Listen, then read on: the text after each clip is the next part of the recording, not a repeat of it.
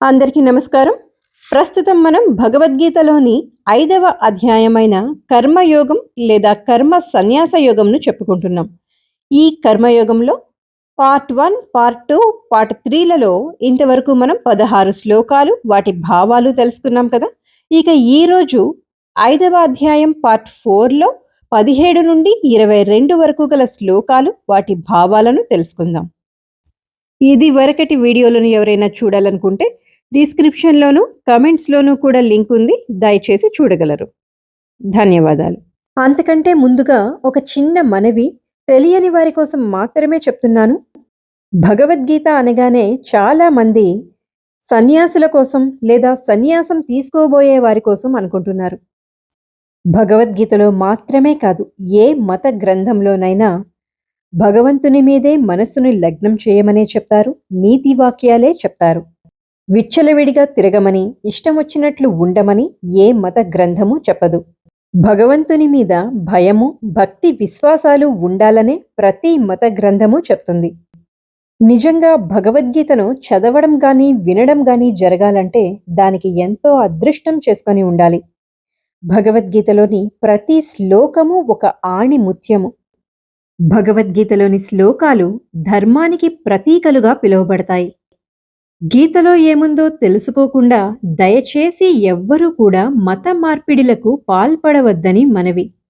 భగవద్గీత మాకు అర్థం కాదు అనుకునే వారి కోసమే మన ఛానల్ నుండి సులువైన తెలుగులో శ్లోకం యొక్క భావాలను చెప్పడం జరుగుతుంది.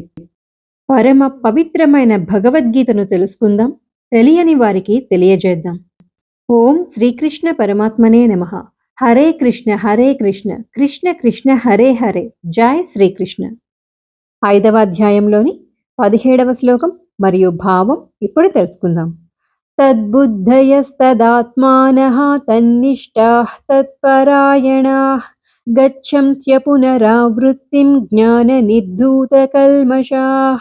తద్బుద్ధయస్తదాత్మానః తన్నిష్టాః తత్పరాయణాః గచ్చంత్య పునరావృత్తిం జ్ఞాన నిర్ధూతకల్మషాః. ఈ శ్లోకానికి భావం: ఓ అర్జున, మనస్సుని, బుద్ధిని రెండింటినీ భగవంతుని యందే ఉంచినవారు, సంపూర్ణంగా భగవంతుని యందే నిమగ్నమైన వారు, భగవంతుడే తమ పరమ లక్ష్యమని దృఢమైన విశ్వాసం కలవారు, పాపములన్నీ నిర్మూలించబడి తొందరగా ముక్తిని పొందుతారు అని భావం. 18వ శ్లోకం. భగవద్గీత 5వ అధ్యాయంలోని ఈ 18వ శ్లోకానికి చాలా విశిష్టత ఉంది. అది ఏమిటో భావం చెప్పుకున్న తర్వాత మీకే అర్థమవుతుంది.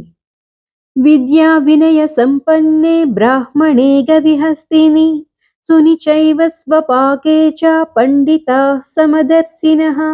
విద్యా వినయ సంపన్నే బ్రాహ్మణే గవిహస్తిని సునిచైవ స్వపాకే చ పండితాః సమదర్శినః. ఈ శ్లోకానికి భావం: వినమ్రులైన యోగులు నిజమైన జ్ఞానబలంతో విద్యా వినయ సంపన్నుడైన బ్రాహ్మణుడిని, గోవును, ఏనుగును, కుక్కను, కుక్క మాంసం తినేవాడిని సమదృష్టితో చూస్తారు. ఇక్కడ శ్రీకృష్ణుల వారు భిన్నమైన ఉదాహరణలు చూపించారు. బ్రాహ్మణులు అందరి చేత గౌరవింపబడతారు, కానీ చండాలుడిని అందరూ చిన్నచూపు చూస్తారు. ఆవు మనుషులకు ఉపయోగపడే పాలు ఇస్తుంది, కానీ కుక్క ఇవ్వదు. కుక్క విశ్వాసాన్ని చూపిస్తుంది. ఏనుగు శుభకార్యాల ఊరేగింపులో వాడబడుతుంది, కానీ ఆవు, కుక్క ఆ పని చేయలేవు. బ్రాహ్మణులు ఉన్నతమైన జాతివారు అని, శూద్రులు తక్కువ జాతివారు అనే దృక్పథాన్ని వేదాలు కూడా అంగీకరించవు. ఇక్కడ ఎవరి ప్రత్యేకత వారికి ఉంది.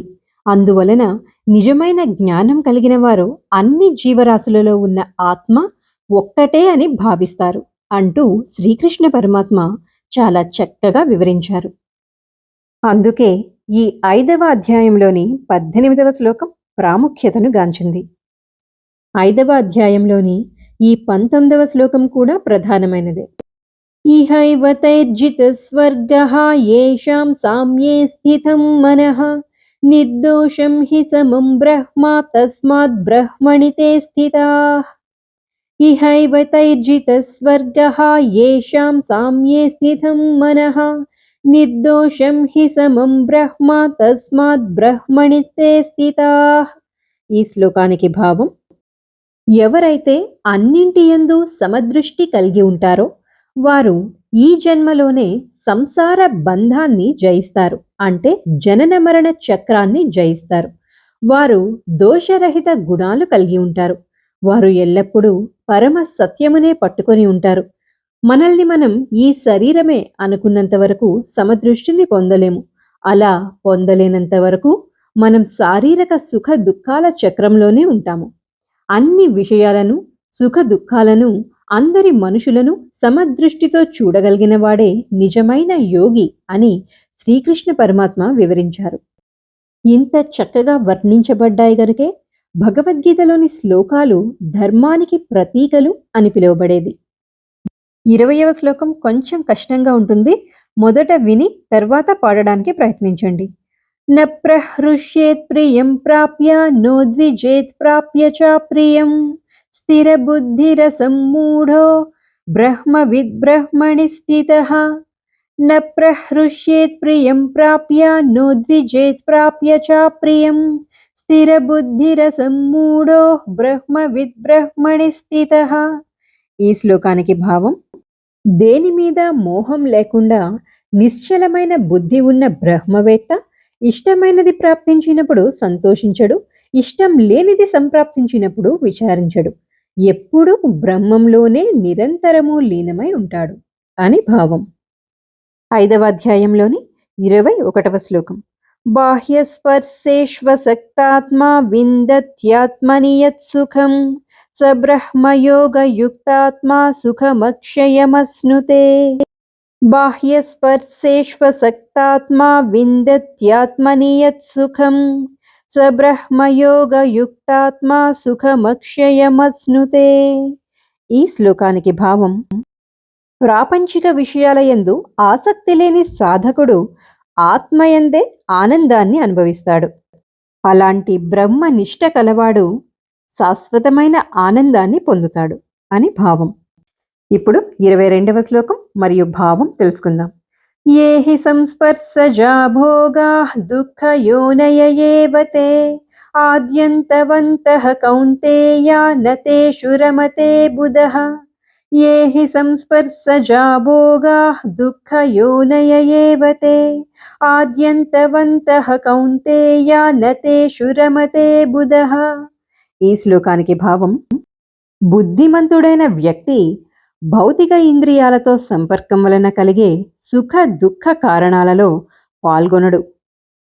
అంటే విషయేంద్రియ సంయోగం వలన ఉత్పన్నమయ్యే భోగాలన్నీ దుఃఖానికి హేతువులు. ఓ కౌంతేయ, అటువంటి సుఖాలు ఆది అంతమును కలిగి ఉంటాయి. అందుకే బుద్ధిమంతుడు వాటిలో ఆనందాన్ని పొందడు అంటూ శ్రీకృష్ణ పరమాత్మ అర్జునుడికి వివరించారు. ఇక ఈరోజు వీడియోలో మనం 17 నుండి 22 వరకు గల శ్లోకాలు మరియు భావాలను తెలుసుకున్నాం కదా. ఇప్పుడు కేవలం భావాలను మాత్రమే మరొక్కసారి చెప్పుకొని ఈ భాగాన్ని ముగిద్దాం. 5వ అధ్యాయంలోని 17 నుండి 22 వరకు గల శ్లోకాలకు భావాలు ఈ విధంగా ఉన్నాయి. శ్రీకృష్ణ పరమాత్మ అర్జునుడికి ఈ విధంగా ఉపదేశిస్తున్నారు. ఓ అర్జున, ఎవరైతే తమ నిశ్చలమైన బుద్ధిని భగవంతుని యందు ఉంచుతారో, సంపూర్ణంగా భగవంతుని యందే నిమగ్నమై ఉంటారో, భగవంతుడే తమ పరమ లక్ష్యమని దృఢమైన విశ్వాసం కలిగి ఉంటారో, అటువంటి వారు తమ పాపములన్నీ నిర్మూలించబడి తొందరగా ముక్తిని పొందుతారు. నిజమైన పండితులు తమ దివ్య జ్ఞాన చూపుతో బ్రాహ్మణులని, ఆవుని, ఏనుగుని, కుక్కని, చండాలుడిని అందరినీ కూడా ఒకే దృష్టితో చూస్తారు. దీన్ని మరింత వివరంగా శ్లోకానికి భావం చెప్పుకున్నప్పుడు వివరించడం జరిగింది. 18వ శ్లోకం యొక్క భావాన్ని ఎవరైనా వినకపోయినా మరొక్కసారి వినాలనుకున్నా దయచేసి వెనక్కి వెళ్ళి వినగలరు. ఈ 5వ అధ్యాయంలో 18, 19 శ్లోకాలు చాలా ముఖ్యమైనవి. ఎవరైతే అన్నింటి యందు సమదృష్టిని కలిగి ఉంటారో వారు ఈ జన్మలోనే జనన మరణ చక్రాన్ని జయిస్తారు. వారు దోషరహిత గుణాలు కలిగి ఉంటారు. వారు ఎల్లప్పుడూ పరమ సత్యమునే పట్టుకొని ఉంటారు. మనల్ని మనం ఈ శరీరమే అనుకున్నంత వరకు సమదృష్టిని పొందలేము. అలా పొందలేనంత వరకు మనం శారీరక సుఖ దుఃఖాల చక్రంలోనే ఉంటాము. అన్ని విషయాలను, సుఖ దుఃఖాలను, అందరి మనుషులను సమదృష్టితో చూడగలిగిన వాడే నిజమైన యోగి. ఏదైనా ఇష్టమైనది లభించినప్పుడు ఉప్పొంగిపోవడం గాని, ఇష్టం లేనిది లభించినప్పుడు శోకించడం గాని చేయనివాడు స్థిరమైన బుద్ధి కలిగినవాడు, మోహరహితుడు అవుతాడు. అలాంటి భగవద్ జ్ఞానం తెలిసిన వ్యక్తి నిరంతరం పరమాత్మలోనే లీనమై ఉంటాడు. అటువంటి ముక్త పురుషుడు భౌతిక ఇంద్రియ సుఖాలకు ఆకర్షితుడు కాకుండా తనలోనే సుఖాన్ని అనుభవిస్తూ సర్వదా సమాధిలో ఉంటాడు. ఈ రకంగా ఆత్మదర్శి పరబ్రహ్మమును ధ్యానించే కారణంగా అపరిమిత సౌఖ్యాన్ని అనుభవిస్తాడు. బుద్ధిమంతుడైన వ్యక్తి భౌతిక ఇంద్రియాలతో సంపర్కం వలన కలిగే దుఃఖ కారణాలలో పాల్గొనడు. ఓ కౌంతేయ, అటువంటి సుఖాలు ఆది అంతమును కలిగి ఉంటాయి. అందుకే బుద్ధిమంతుడు వాటిలో ఆనందాన్ని పొందడు అంటూ శ్రీకృష్ణ పరమాత్మ అర్జునుడికి ఉపదేశించారు. వచ్చే వీడియోలో మనం 23వ శ్లోకం నుండి 5వ అధ్యాయంలోని ఆఖరి శ్లోకమైన 29వ శ్లోకం వరకు గల శ్లోకాలు మరియు భావాలను తెలుసుకుందాం. భగవద్గీత మీద ఆసక్తి ఉన్నవారికి మన వీడియోలను షేర్ చేయడం మర్చిపోకండి. హరే కృష్ణ కృష్ణ కృష్ణ హరే హరే. జై శ్రీకృష్ణ. వచ్చే వీడియోలో కలుసుకుందాం. నమస్కారం.